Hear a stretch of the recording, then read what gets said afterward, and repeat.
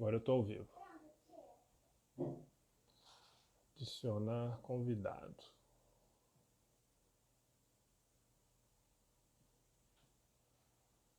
Pessoal entrando.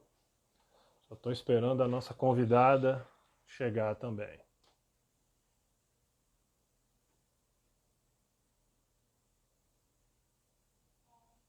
Sala ficando cheia. 30 pessoas.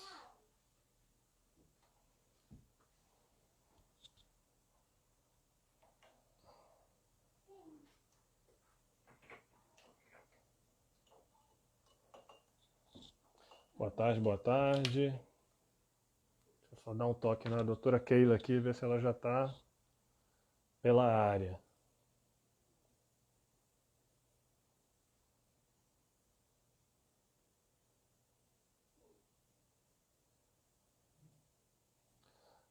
Alva.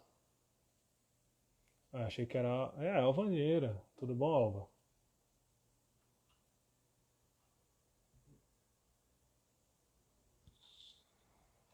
Só esperando a doutora Keila, nossa convidada de honra, para começar a live.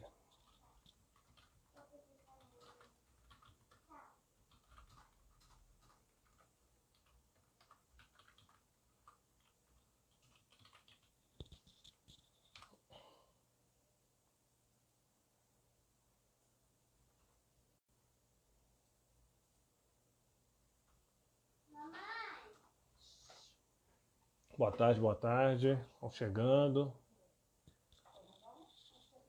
Hoje nós já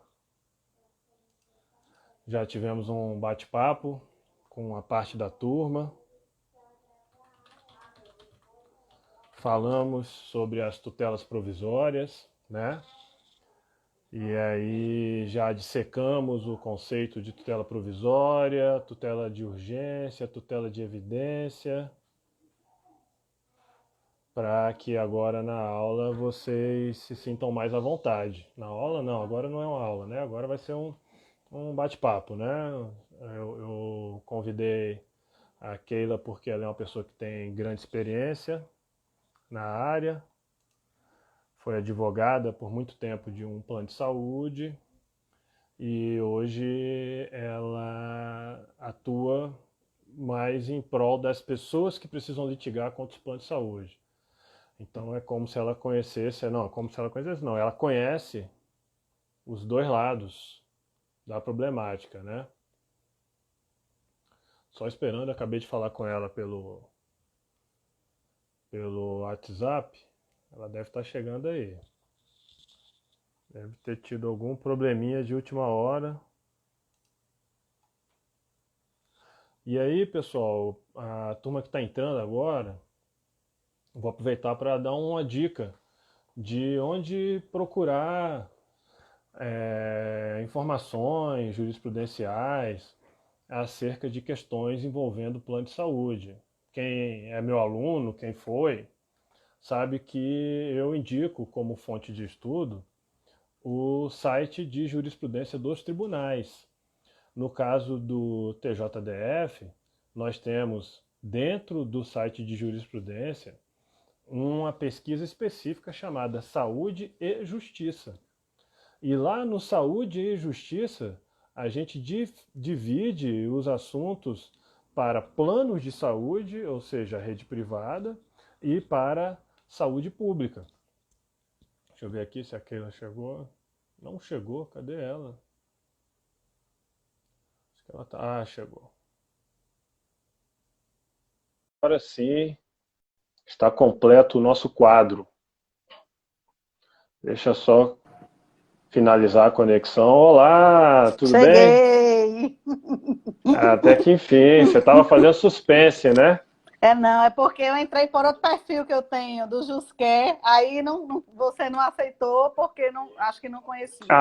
Não te Aí, reconheci, isso aqui? aí eu me toquei e voltei. Mas aqui estou. Muito bem. Então, pessoal, agora sim podemos começar. A doutora Keila Juliana Azevedo tem larga experiência na área de plano de saúde, foi advogada de um plano de saúde nacional. Depois ela no bate-papo aí, se ela se sentir à vontade, ela explica mais da sua carreira. Mas eu tenho um conhecimento profundo acerca da competência dela, porque ela é minha prima, e sempre que eu vou tirar férias em Natal, a gente conversa muito e aprendo sempre com a sua experiência. Então, agora, nesse ambiente de isolamento, que nós não conseguimos nos encontrar, a faculdade criou esse formato das lives e eu vi como uma grande oportunidade de matar a saudade dela, né? Ela agora não vai poder mandar fotinho para mim na praia, porque não é pertinente na aula. Ela adora tirar onda comigo, como a gente diz, né? Mas agora eu vou cobrar que ela realmente me ensine junto com esse pessoal aí que está nos acompanhando. Já chegamos a 111 ouvintes, temos aí alunos, temos amigos, pessoal do trabalho, lá do tribunal, então é bem legal poder compartilhar essa experiência com vocês e apresentar a Keila, né, que sabe muito sobre plano de saúde e tem agora a visão bilateral, né, tanto do lado interno, como advogada de uma rede, como agora litigando contra os planos de saúde, né, Keila? Então, isso não é nem o seu currículo, eu nem peguei seu currículo para fazer, porque ia ficar horas lendo aqui, não justifica, né? Mas fica aqui um resuminho para saberem com quem estão falando. Então, Keila, fala aí o que você preparou para a nossa turma aí, para esses nossos amigos. Bem, primeiro eu quero agradecer o convite, né, do professor Paulo, porque os laços que nos unem não são só de admiração, né, porque eu sei que ele é um profissional. Eu conheço desde criança, né, nós somos parentes, de fato, e, assim, eu sei que ele é um profissional de mão cheia, estudioso, curioso, e também deve ser um excelente professor, imagino, né? Então, é uma responsabilidade muito grande eu estar aqui hoje, e ele está dizendo que eu não posso tirar onda mandando foto da praia, mas eu quero esclarecer que isso é para despertar nele a vontade de vir logo para cá, né? Porque matar saudade Já. em live é muito pouco, né? Exatamente. E aí, eu espero, né, corresponder às expectativas, porque estou vendo muita gente, já participei de algumas lives nesse período de pandemia, inclusive da OAB, mas, assim, nunca assistida por tanta gente. Então, Legal. como o Gustavo falou, eu tenho uma experiência nessa área de planos de saúde, porque praticamente desde que me formei, eu comecei a trabalhar nessa área, né? A lei dos planos de saúde, que regulamenta o setor, é de junho de 98, né? Exatamente o momento em que eu ingressava numa operadora de planos de saúde daqui de Natal, né? Eu advogo aqui em Natal, sou advogada formada na Universidade Federal daqui do Rio Grande do Norte, e eu acompanhei todo o desenrolar, né, da regulamentação. É um setor muito regulado, muito regulado. Para vocês terem uma ideia, a lei veio para suprir uma lacuna que existia, né? Hoje em dia nós somos quase 47 milhões de usuários de planos de saúde no Brasil, para vocês terem uma noção da relevância do tema, né? Quase ninguém conhece a regulamentação.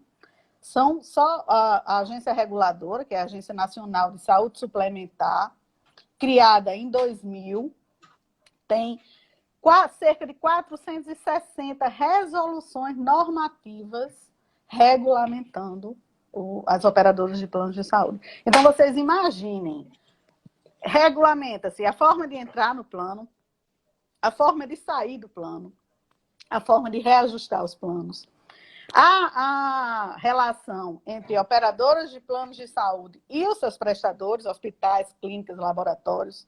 Então, para vocês que estão estudando e um dia quiserem advogar na área, nós temos um campo imenso, né? Que, se bem conhecido, se bem estudado, se pode advogar, se pode ganhar dinheiro, trabalhando nessa área com muita coisa, né? Tanto você fazendo assessoria para planos de saúde, como você advogando para os consumidores, né? É uma área muito ampla. Eu realmente passei 20 anos em um plano de saúde, estudei a regulamentação a fundo, porque eu precisava, né? Eu entrei em 98, quando a lei foi publicada, e saí em 2018. E o que é que eu sentia durante todo esse período que eu estive lá? Eu sentia que as pessoas não têm conhecimento dos seus direitos. Não tem porquê, justamente porque a regulamentação é complexa, né? Porque a gente tem muito detalhe, muita especificidade, e eu comecei a me angustiar com isso. Então, quando eu saí dessa operadora de planos de saúde, e assim, mesmo quando eu estava lá, do outro lado, como você disse, né? Eu Defendendo os planos, né? defendendo os planos. Suas teses eram outras. Suas teses eram outras. Não, mas assim, eu sempre tentei ter esse olhar do equilíbrio, né?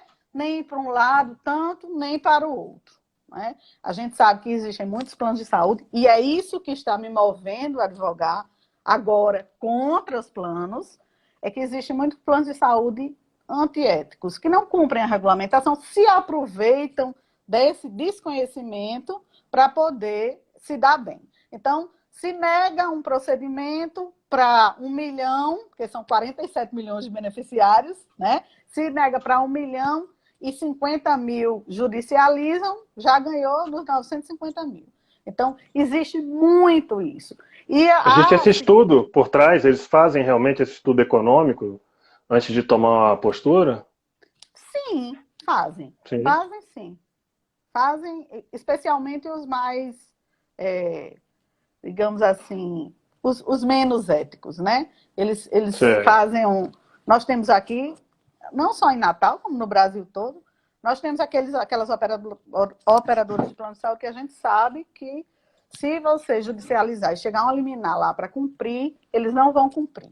Vão espernear, vão pagar multa, mas eles não cumprem. Então, somente para a gente não perder o foco. Nós somos 46,7 milhões de beneficiários, né? Então, vocês que estão me ouvindo, estão nos ouvindo, além de profissionais do direito, são provavelmente beneficiários de plano de saúde.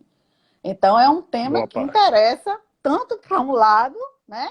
Para que a gente atue como operador do direito, como quando a gente precisar de alguma coisa do plano e termos consciência de tudo que ele representa, que essa regulamentação representa.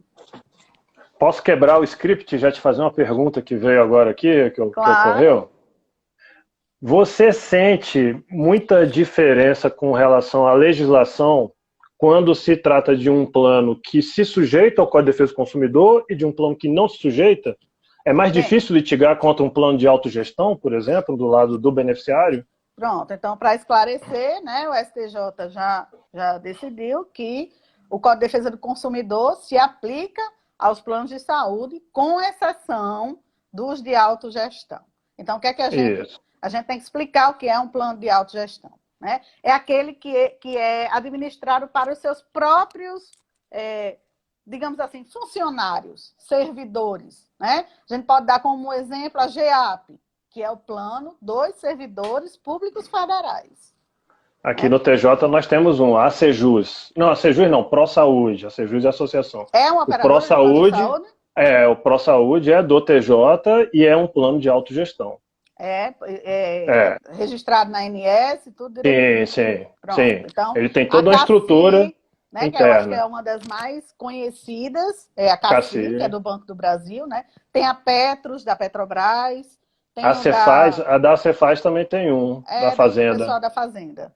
Né? E tem também o da Caixa Econômica, que eu não me recordo bem o nome. Não me recordo o nome. E tem dos Correios também. Os Correios também tem, porque eu tenho umas ações judiciais, tanto contra a CACI, como contra o plano dos Correios, por um cancelamento indevido. Né? O beneficiário titular faleceu e a pensionista foi excluída do plano e eu entrei com a juíza em uma ação para que elas permanecessem, elas permaneceram. Então, é mais difícil litigar contra esses planos, você acha? Não acho.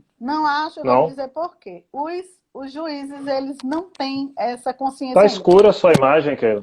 Pois Tá é, não escuro sei para por mim. quê. Vai saber, né? Eu acho que é por isso aqui, será? Mas dá para ver? Dá a ver, mas você tá meio na sombra, assim. Pois é, eu apertei, eu acho que aqui em algum lugar sem querer e aconteceu isso.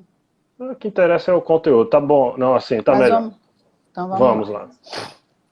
Eu não acho, pelo seguinte, apesar desse entendimento do STJ, muitos juízes, no momento que vão decidir sobre uma questão relacionada ao plano de saúde, ele não pensa muito na aplicação ou não do Código de Defesa do Consumidor. Ele pensa naquela situação de urgência que está se apresentando para ele, que ele precisa resolver. E ele tem na cabeça também que, antigamente, os planos de autogestão, o maior é a CACI, né, especialmente a CACI, ele era, de fato, tinha as características de um plano de autogestão. Hoje em dia, às vezes, você pode... Antes era só funcionário, depois pode os parentes do funcionário, depois os amigos dos parentes. Então, descaracterizou um pouco, né, aquela questão de que é apenas para os beneficiários. Então, não acho, não. Nas experiências que eu tenho advogando nessa área, né, eu não vejo que eu tive mais dificuldade com os planos de autogestão do que com os planos normais, não. Eu tenho algumas ações, como eu disse, e não tive problema, né?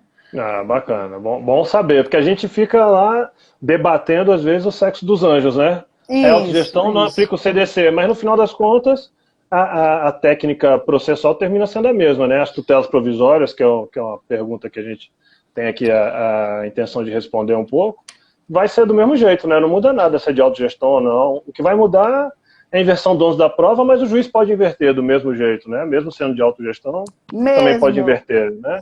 Não, e eu tenho. Agora, Domicílio. o importante também, né? A gente está falando para operadores do direito, é que o advogado ele conheça a legislação para não ser pego de surpresa algumas vezes, né? Eu tenho um colega que até a gente fez uma live da OAB sobre contratos de planos de saúde e ele estava me dizendo que entrou com ação contra, eu acho que era CACI, era uma autogestão, e no momento da contestação ele foi surpreendido logo com a preliminar da não incidência do Código de Defesa do Consumidor sobre os planos de autogestão. Ele nem sabia que existia essa distinção, né? Então, a gente tem que entrar na guerra preparada. É por isso que eu acho que Com as tem que armas. ser disseminada. E eu até elogio aqui sua iniciativa de trazer o tema, né, para discussão, porque é necessário que as pessoas sejam providas de conhecimento nessa área. Os juízes não sabem, né? Até os juízes eles não conhecem Então, é cada É muito decisão que eu específica, né? pego, é muito específico. É cada decisão que eu pego, assim, que eu digo, meu Deus do céu, esse juiz está precisando de um assessor que estude melhor esse tema, porque são decisões, assim, totalmente contrárias ao que a lei pega, ao que o próprio legislador tinha intenção, né? Com a regulamentação Sim. do setor. E no dia a dia agora, assim, o que você tem sido mais chamada para resolver questões que envolvem decisões mais urgentes, assim, é medicamento, é internação, leito de UTI, Na realidade, remoção? durante a pandemia, né, existiram as ações específicas relacionadas Cortou. a um Não tô boletim te ouvindo. de Tá atualização. voltando. Voltou, pode ir. Deu uma Pois é, travada no seu vídeo. Mas foi. pode ir, tô ouvindo agora. Foi. Então, a ANS ela está fazendo uma análise do setor, normalmente mensal, né, para ver como é que o setor de saúde suplementar está nessa época de pandemia. Afinal de contas, esses 47 milhões de beneficiários provavelmente poderão precisar de um atendimento dos planos de saúde, né? Então, ela quer saber como é que o setor está. Está solvente? Por exemplo, teste de Covid. A ANS Teste Covid. divulgou recentemente que nessa pandemia aumentou em 34,5% o número de reclamações.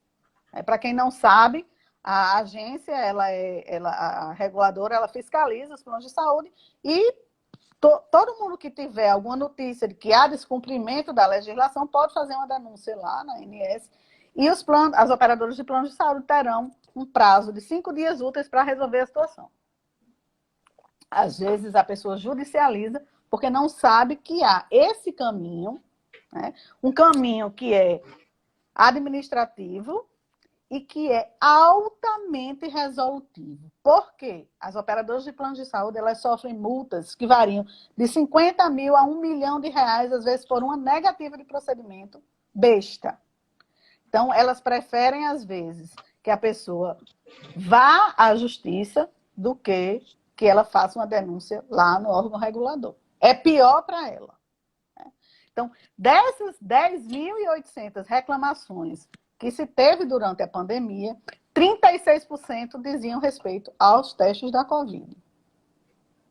Esses testes foram incluídos na cobertura, né? E muitos planos de saúde estão dificultando o acesso. Tem até uma decisão, né, que a gente viu aí do Tribunal de Justiça do Distrito Federal, 17ª Vara Cível. O juiz entendeu que a cláusula que limitava o exame era abusiva.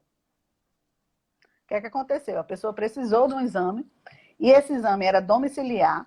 Ele pediu a AMIL, era a AMIL, a operadora, pediu para que a AMIL fosse colher o exame em domicílio. E aí, por quê? Porque eu não sei bem os bairros, mas a pessoa morava como se fosse no centro aí de Brasília, e os únicos hospitais que faziam o teste de Covid pela AMIL seriam hospitais em cidades, acho que cidades satélites, né? Vocês chamam?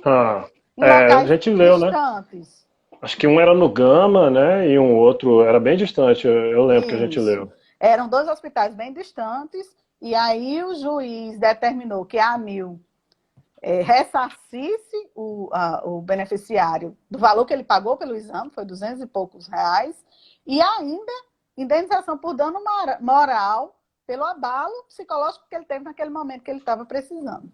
Né? Então, nesse período de pandemia, aconteceram muitos casos de pessoas me procurando em razão da dificuldade de acesso a esses testes. Ao tratamento, nem tanto, mas aos testes de Covid, que hoje em dia são obrigatórios tanto o PCR como o teste sorológico para os beneficiários de plano de saúde, incluídos no rol de procedimentos de cobertura obrigatória. Né? Então, a maioria... E outra coisa também, cancelamento durante esse período. Cancelamento no meio da pandemia? Sim. Aí você pergunta, mas está permitido? Pode o plano de saúde cancelar com os beneficiários por inadimplência durante esse período de pandemia? Não há nada que impeça, certo?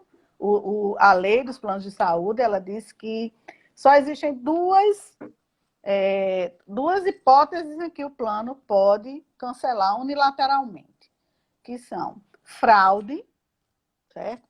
E outra é o atraso no pagamento da mensalidade por 60 dias consecutivos nos últimos 12 meses de vigência do plano, do contrato. E para que isso aconteça, o beneficiário ele tem que ter sido comprovadamente notificado até o 50º dia de inadimplência. Aí o que acontece? A ANS, ela oportunizou que os planos eles tivessem acesso a um tipo de fundo, certo? Que eles têm que constituir para poder funcionar. E aí, em troca disso, eles teriam que ficar sem cancelar os planos durante 120 dias. Esse prazo era até 30 de junho. Mas os planos de saúde não aceitaram.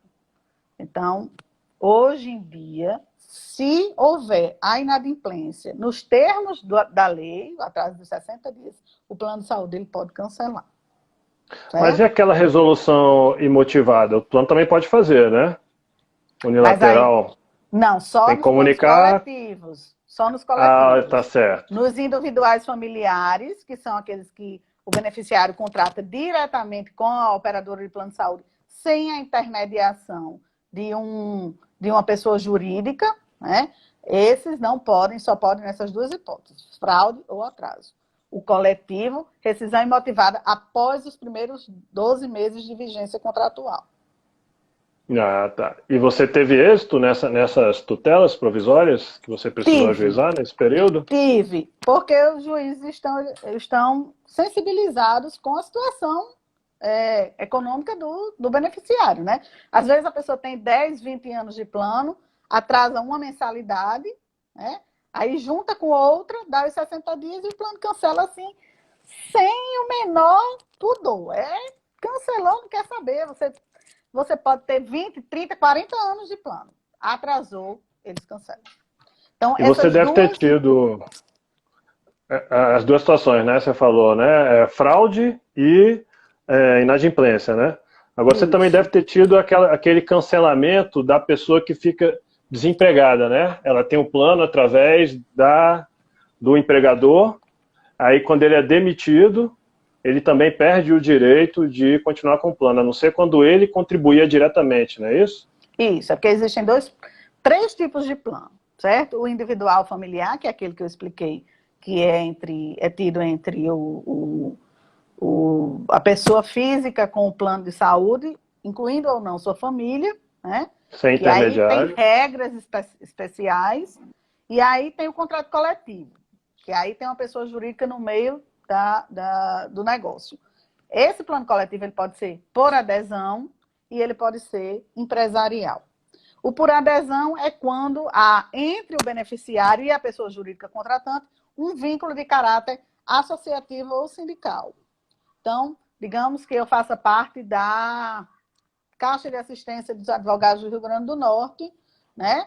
Tem esse vínculo de associação, e aí a Caixa contrata um plano com a Apivida, e eu entro nesse plano através da CARNE. Esse é um coletivo por adesão. Ou então eu faço parte de um sindicato, e esse sindicato contrata um plano de saúde. Esse aí não tem esse benefício que você falou da permanência após o cancelamento do plano, não. Só o coletivo empresarial, que é quando a pessoa jurídica tem com o beneficiário um vínculo de caráter empregatício ou estatutário, certo? Então, você é empregado de uma determinada empresa, e essa empresa, ou então o próprio tribunal. O tribunal poderia, para todos os seus servidores, contratar um plano com a Unimed. Aí esse seria um plano coletivo empresarial. Aí o que acontece? Se você contribui com o plano, mesmo que seja R$1 todo mês, desconta do seu contra-cheque, e você é exonerado, certo? Você tem direito a permanecer no plano, pagando a mesma coisa que o tribunal pagava por você, certo? Ou seja, o valor fica cheio, né? Cheio. Se o tribunal pagava R$200 e você R$1, você vai ter que pagar os R$201 e permanecer no plano. Num período que varia entre 6 meses e 24, dependendo do período de contribuição, certo? Ou então até que você obtenha um novo emprego. Para a lei, obter um novo emprego não é só você conseguir um trabalho, não. É você conseguir um trabalho que lhe permita ingressar em um novo plano de saúde. Ah, entendi. Então, essa espécie de benefício vai acontecer muito nesse período por causa da quantidade de ele só cabe para o coletivo empresarial, né? Não por adesão. Só para o coletivo empresarial, por adesão não. E outra coisa, aposentados também têm direito. Aí os aposentados têm uma contagem diferente. Para cada ano de contribuição, ele tem direito a 1 ano de permanência no plano de saúde. Tá? Ah, então dá um tempo bom, né? Dá. E se você contribuiu por mais de 10 anos, essa permanência é enquanto houver o contrato entre a operadora e a empresa contratante. E se a empresa contratante mudar de operadora, você também continua indo. Você vai junto. Ah, legal, hein? Isso aí é uma regra com certeza desconhecida de muita gente, né?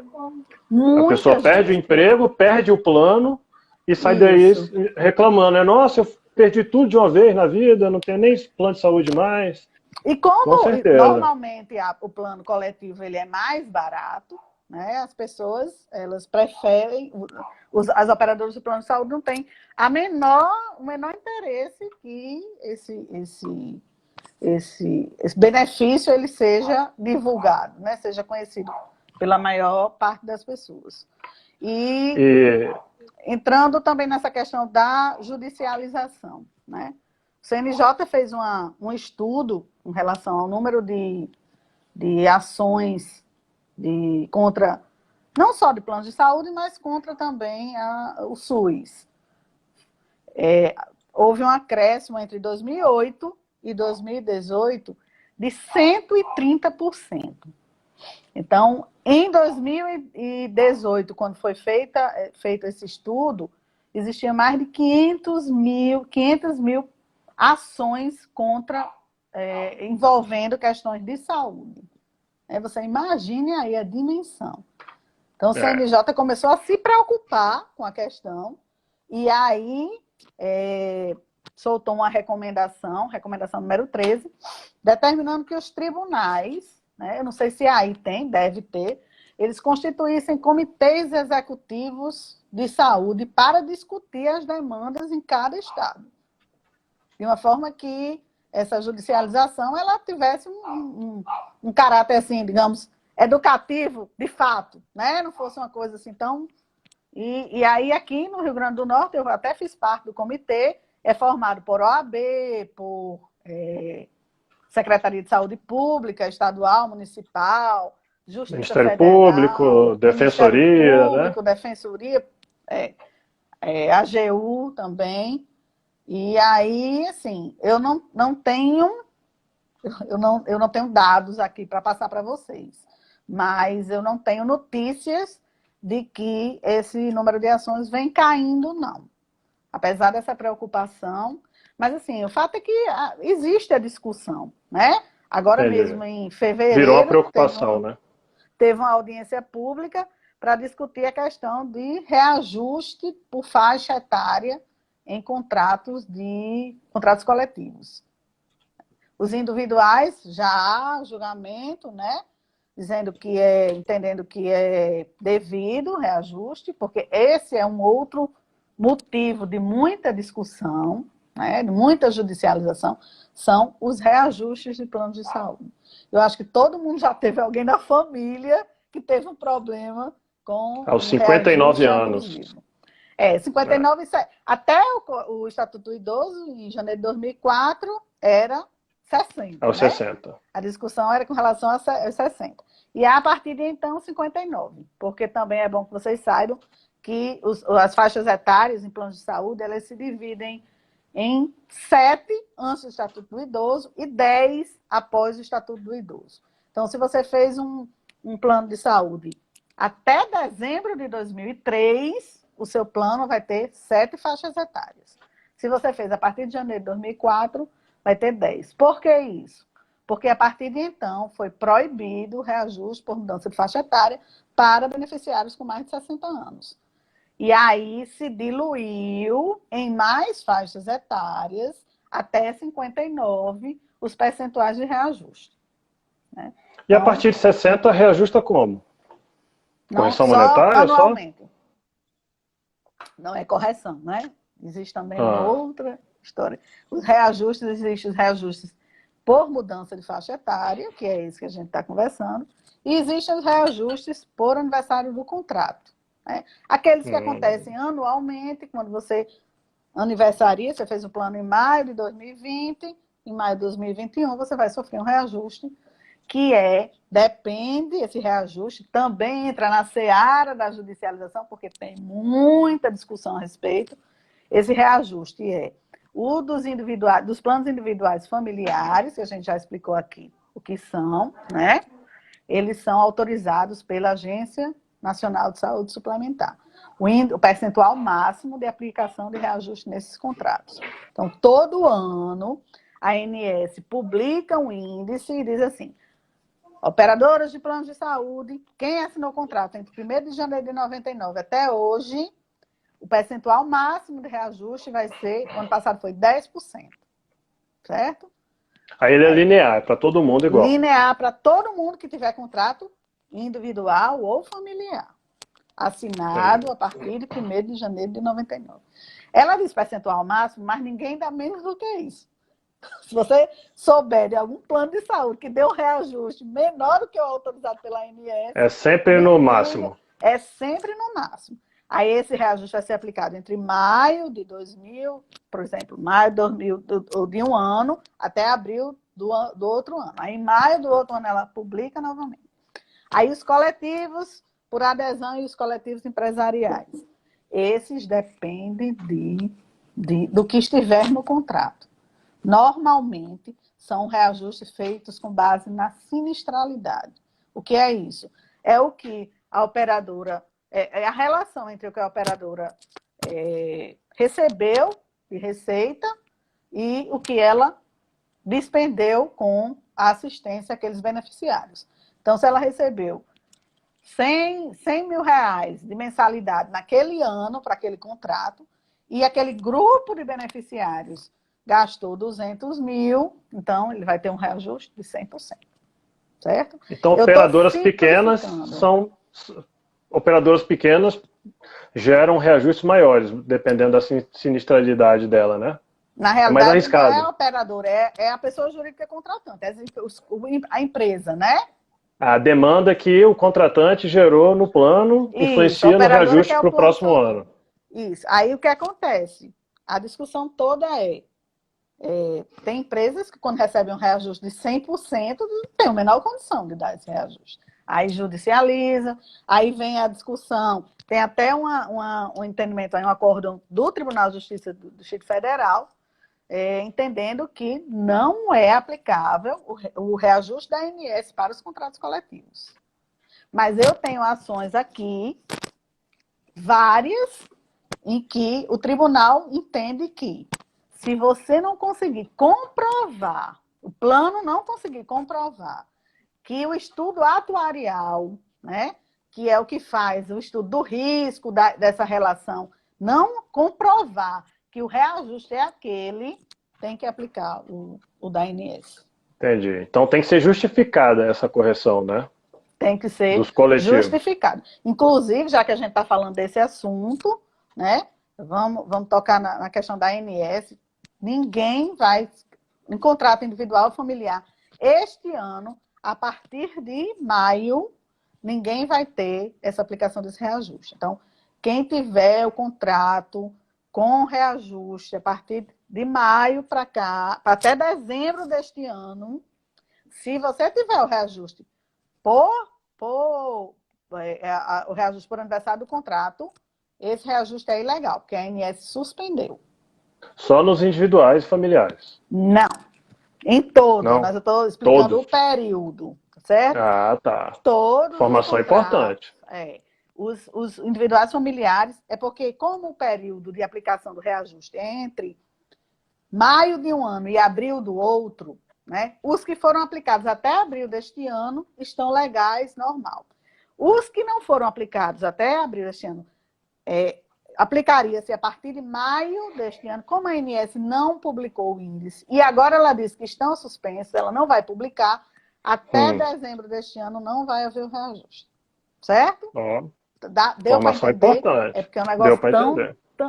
eles mesmos fazem um negócio que é para a gente que é da área, Quem para mora em Natal já entender, pode procurar uma advogada lá em Natal aí que vai, pode, já está com com a certeza. petição pronta. Mas eles estão E fazendo uma confusão danada, mas eu acho que eles vão cumprir. Mas isso não vai ficar assim, não.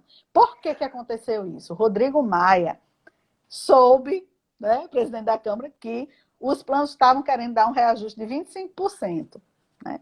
E os planos de saúde não contribuíram em nada durante esta pandemia para mitigar, para reduzir, né, esse prejuízo tão grande para a sociedade. Então, são milhões, eu acho até, de empregos perdidos, as pessoas com um poder aquisitivo reduzido, e o plano de saúde cancelando, o plano de saúde reajustando.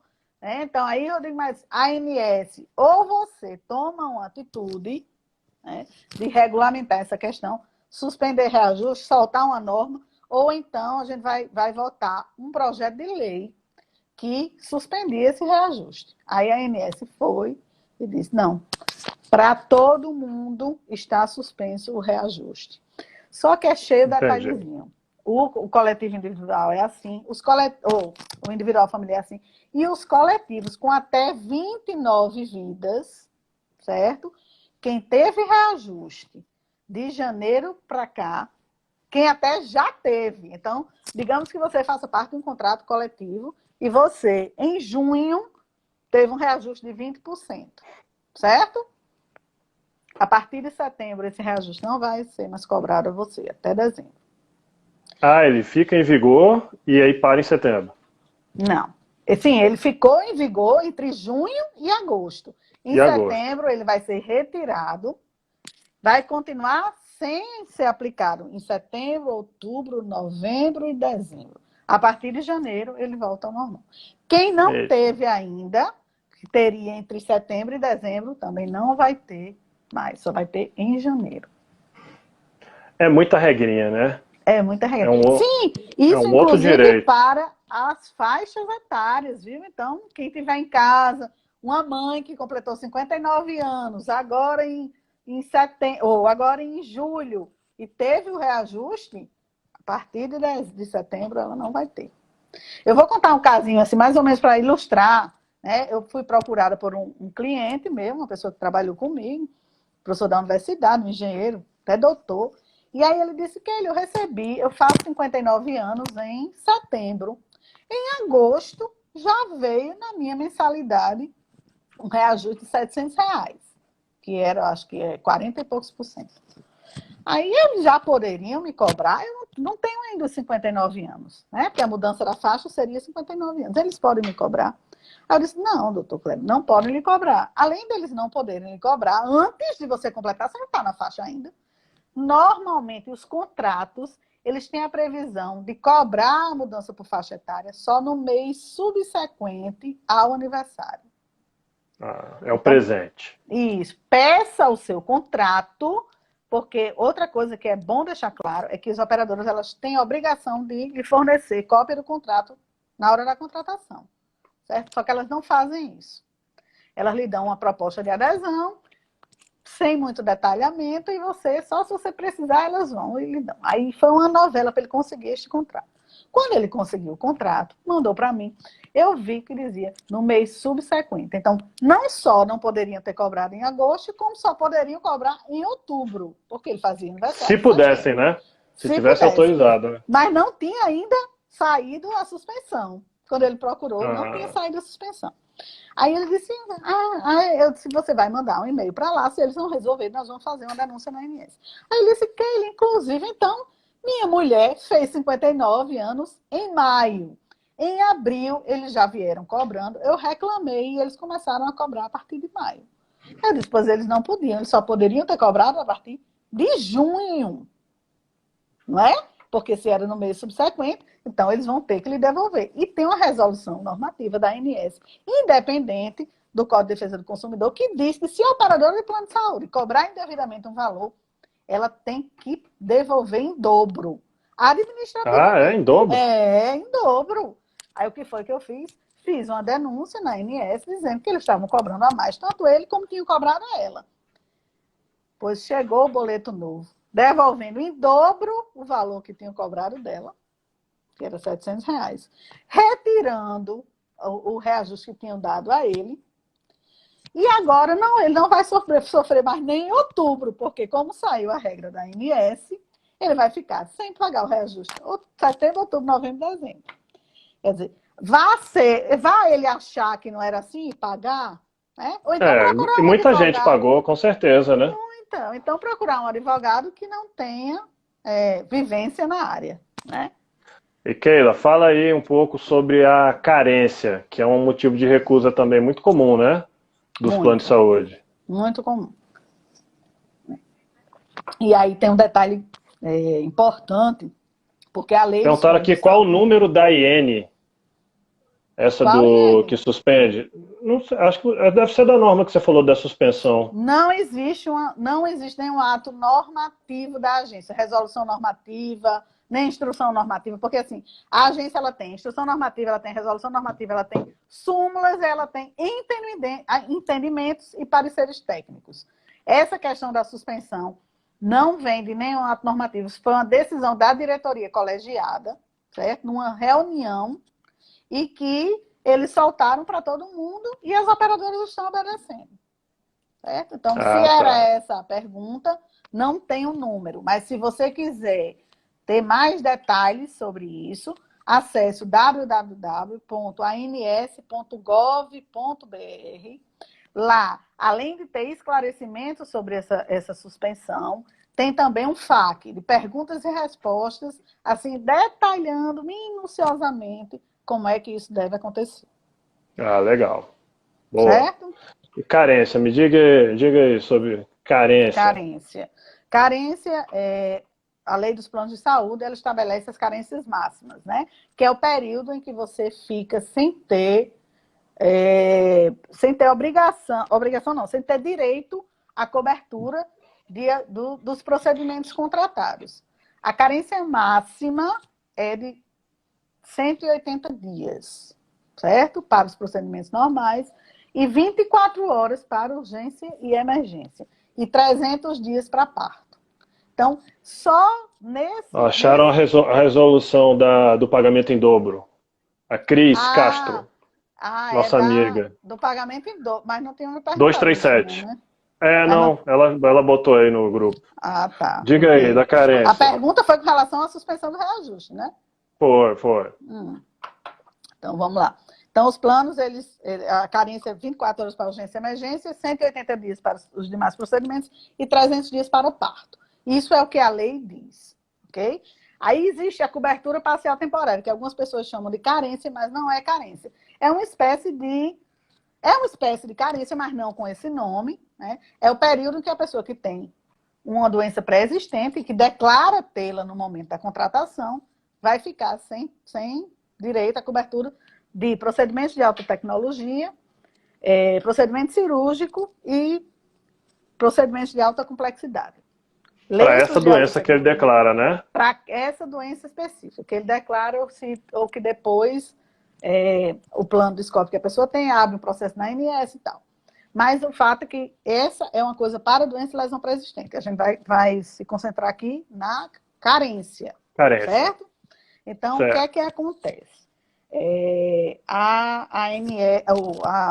O Conselho de Saúde Suplementar, que é um órgão que regulamentava os planos de saúde antes da criação da ANS, tem uma resolução dizendo que a carência para urgência e emergência é somente, de 24 horas, para atendimento ambulatorial. O que quer dizer isso? Você faz o plano hoje, daqui a 24 horas, você tem um infarto. Você não, José.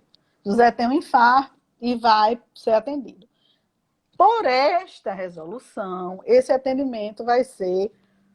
Esse atendimento de primeiros socorros e tal, durante 12 horas. Se neste período você precisar internar ou fazer uma cirurgia, o plano de saúde tem a obrigação de lhe remover para um hospital público, se você não quiser permanecer ali, naquele hospital, e se você quiser permanecer, você vai pagar as despesas a partir de então.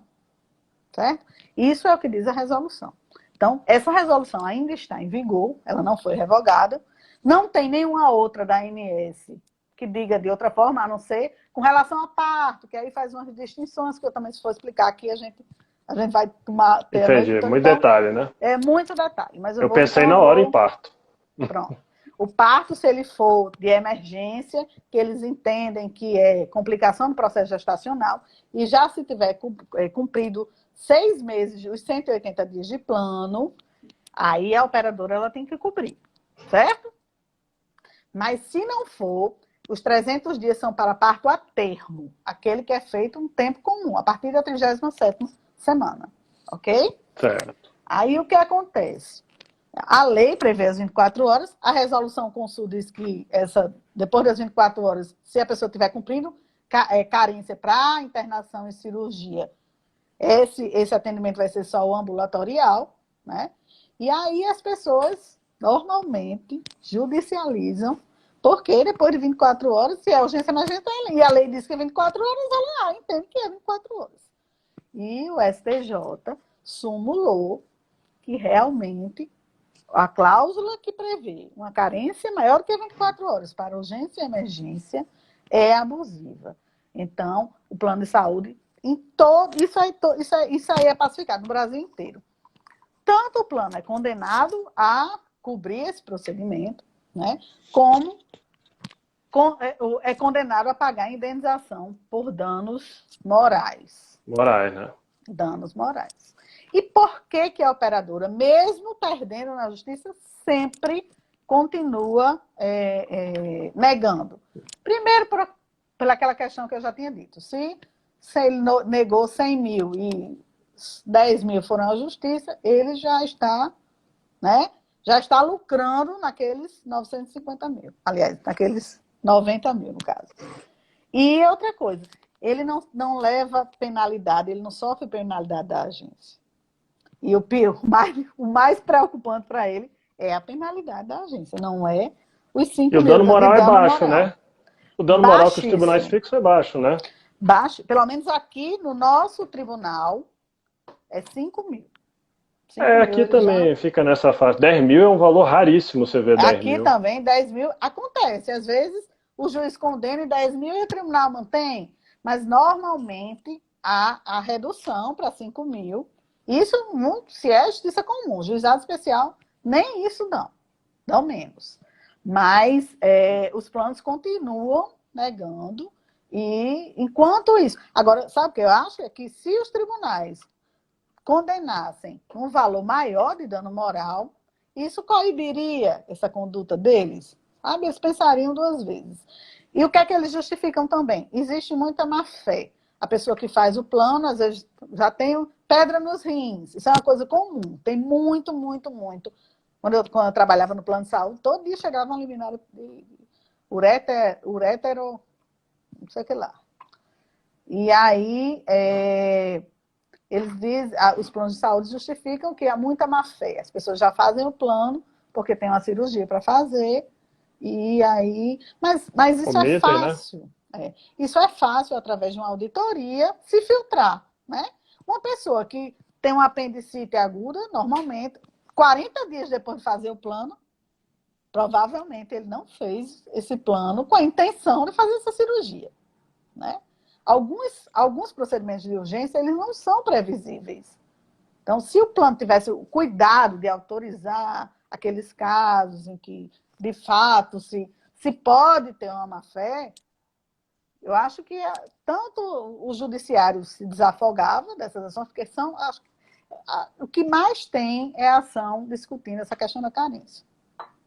Carência é o tema mais repetido que você vê. Carência e rol de procedimentos de cobertura obrigatória. O rol. O rol.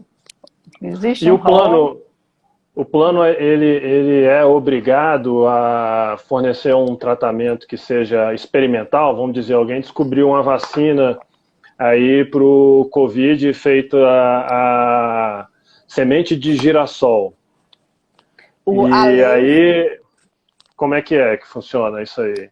A lei exclui expressamente, né? A lei exclui poucas coisas. A lei de expansão dela exclui poucas coisas, mas uma das coisas excluídas é o tratamento experimental. Mas existem decisões, especialmente medicamento. Né? Medicamento experimental, que é o que eles chamam do importado não nacionalizado. Aquele que tem, que existe lá fora, mas que não houve registro na Anvisa ainda. Essa semana mesmo eu me deparei com um caso desses. Não foi registrado na Anvisa, aí existe já uma decisão dos tribunais superiores de que para a saúde pública, certo? Para a saúde pública, que eles estão aplicando também para os planos de saúde, se houver a prova de que esse medicamento, embora não seja registrado na Anvisa, já se foi solicitado o registro e a morosidade independe da questão do estudo, mas a Anvisa, que não injustificadamente está demorando a autorizar, né, em função da burocracia, aí Aí o plano é obrigado a dar, assim como o SUS. Eu acho que a gente tem Ah, 1 minuto só, viu, Gustavo? é. E então alguém fez aqui, deixa eu ver aqui as perguntas. Então, eu vi uma pergunta, a Silvana. Boa tarde. Pode repetir a questão do teste COVID? Tive por 2 vezes negado o meu plano. Teste COVID. Os planos são obrigados a cobrir o RT-PCR, né? Que é aquele que eles chamam padrão ouro, e os testes sorológicos, né? IgG e IgM. Mas, desde que cumpridas, talvez o seu tenha negado porque não foram obedecidas as diretrizes de utilização. O que é isso? A ANS diz o seguinte: planos de saúde, vocês têm que cobrir esses testes. Em qualquer situação, não. Desde que cumpram as diretrizes de utilização.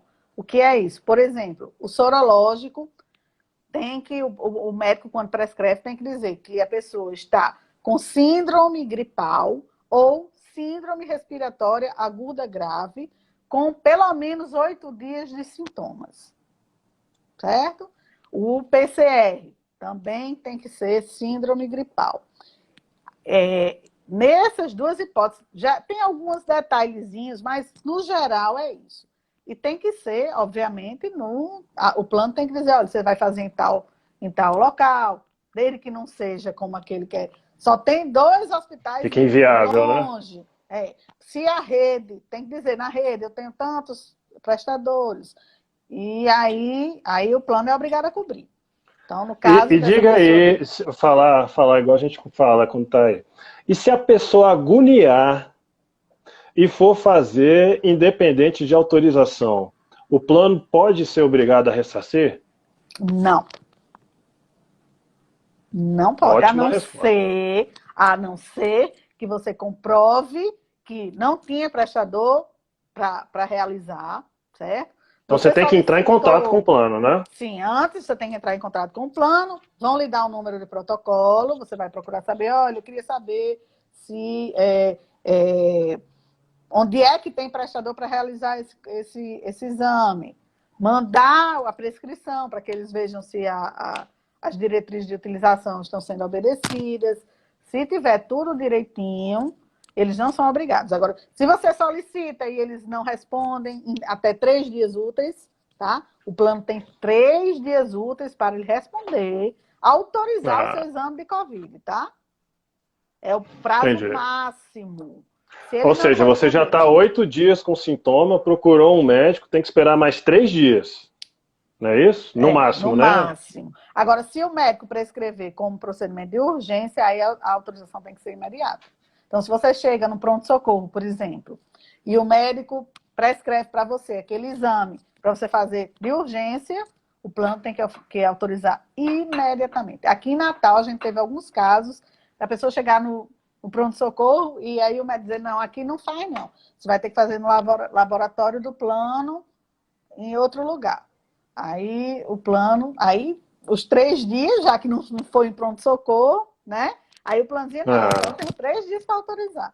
Ou então negava porque era lá, no hospital. ah, Não sei se muito eu bom. respondi, acho que eu respondi a pergunta da Acho pessoa, que né? sim. O pessoal está agradecendo aqui. Deixa eu ver se tem mais alguma pergunta.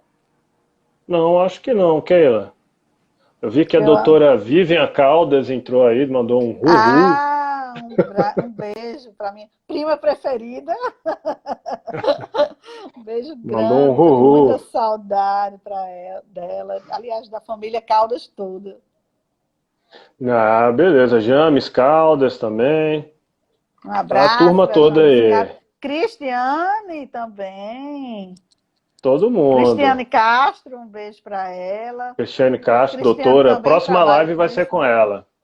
A Um Cristiane é da beijo. área de previdência complementar, né? Eu já estou pensando E num ela, tema para falar com ela. A gente vai ótimo. falar. Já começamos a fazer o Desenhar. esqueleto aí. É, a desenhar, exatamente. Bem, eu acho que a gente tinha muita Olha, coisa ainda para falar ah, aqui é, não hoje, acaba, né? né? Meio Mas a atropelado gente porque continua são a nossa tantos. conversa paralelamente, né? Um beijo para Ó, já Renata e para Fátima também, para Débora. tá joia. Ana Paula, Ana Paula, saudade. já está a contagem regressiva aqui. Então fica o meu agradecimento.